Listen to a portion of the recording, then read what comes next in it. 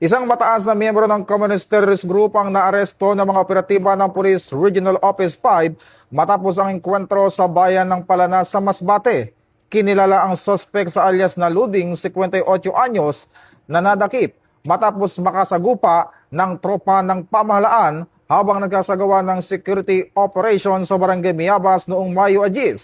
Ayon sa ulat, nasugatan ng suspect sa naganap na engkwentro at agad namang binigyan ng atensyong medikal at paunang lunas. Kasunod nito, matagumpay na naipatupad ng mga otoridad ang iba't ibang warrant of arrest laban sa suspect kaugnay ng mga kasong murder at attempted murder na inilabas ng iba't ibang korte sa mga nakalipas na taon. Pinuri naman ni PNP Chief Police General Jose Melencio Nartates Jr. ang mga operatibang nagsagawa ng matagumpay na operasyon. Ito ay bahagi ng PNP Focus Agenda na Enhanced Managing Police Operation na hulihin ang mga most wanted person na nagtatago sa batas. Ito ang bagong PNP para sa bagong Pilipinas, serbisyong mabilis, tapat at nararamdaman.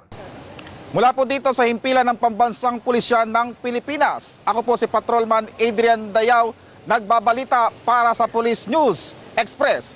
At ito ang bagong PNP para sa bagong Pilipinas, serbisyong mabilis, tapat at nararamdaman.